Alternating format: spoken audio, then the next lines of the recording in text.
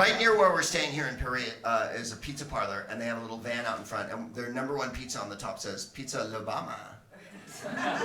Right, it's the Obama pizza. It starts out with hope and change, and then you're disappointed halfway through. When the pizza fucks the pour over. Are you pro-Obama? I'll tell you how I feel. It's very naked to sort of put your position out. I'll summarise it very succinctly. I love him. There, that's it. That works. I love it. That works for you too? Yeah, good. I love me and Terry. I love him. We love him. I love him. I love him. I love him. I love him. Barack Obama sitting in a tree. K-I-S-S-I-N-G. I love him. Dan and Obama sitting in a tree. What are they talking about? Nothing. They're kissing. Happy birthday, Mr. President. We're in trouble. What was it I heard the president say the other day? Oh yeah, we're fucked. I believe the problem that we have in America is that we just buy what we want. We don't care if we can afford it.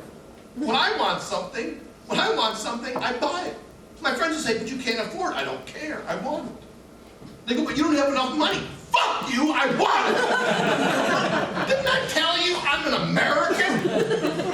Look at me! I can have whatever I want, I can eat whatever I want, I can drive whatever I want. God damn it, I'll blow up whatever the fuck I want. And that is an explosive laugh.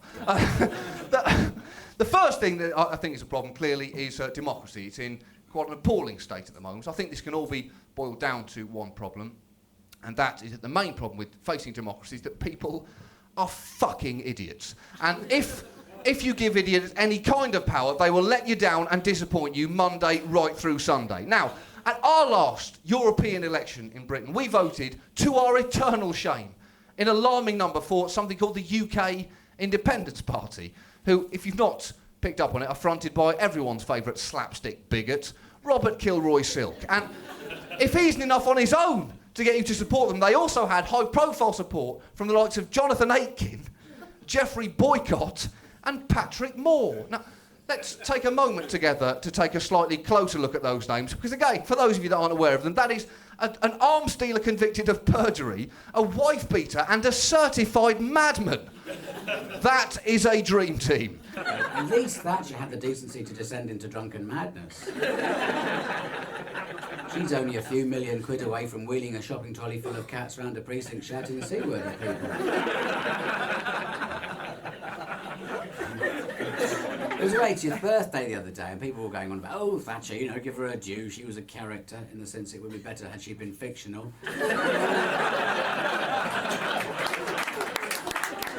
And I just thought, oh, God, never mind her 80th birthday. This woman's grave is going to be a permanent urinal to all decent people, isn't it?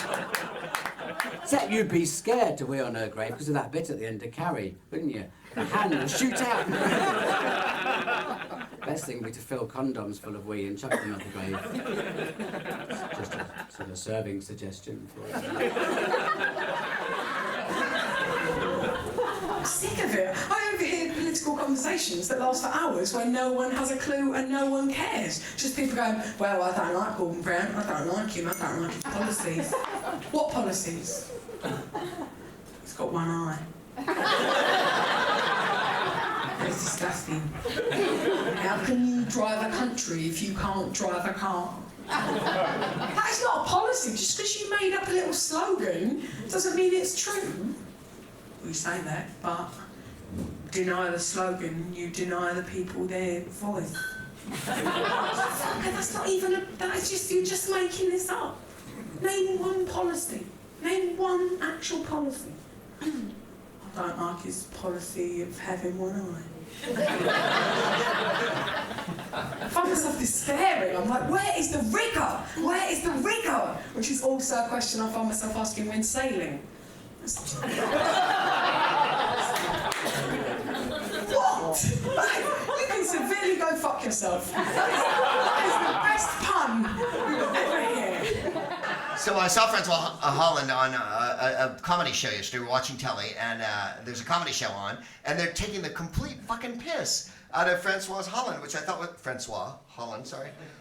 which I thought was hilarious.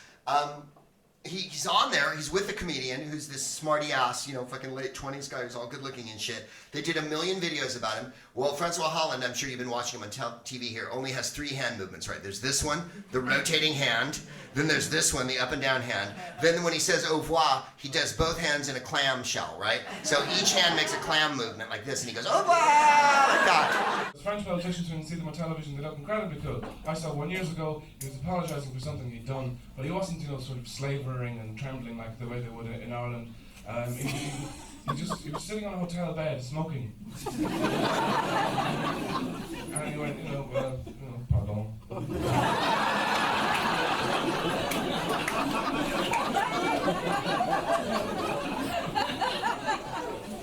C'est pas une petite accident. Sarkozy, whatever. I don't know enough about French politics to make an intelligent assessment. I would think that it would be time to get rid of him, but then again, is this the moment? You guys live here, but you're not going to vote because no one in this goddamn room is French as far as I can see, except the 2 bartenders who aren't listening to this fucking show.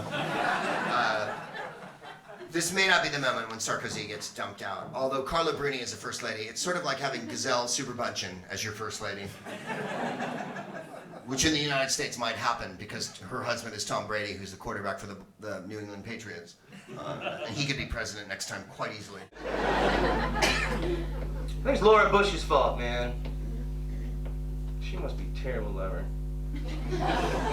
For this guy to be this pissed off. If she was tonguing his balls and stroking his mushroom cap, the world would not be in the situation it is today. She needs to take some classes. We need to get Jenna Jameson involved.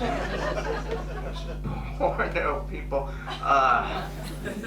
President Schwarzenegger is what's next on the agenda. Oh, it's gonna happen. They are grooming that motherfucker. Trust me, that's how they do it. They grooming. I remember when they was grooming Bush. They grooming him now. They grooming. And you know, Americans think, you know, why not? He could make a good president. You know, he blows things up. Why not?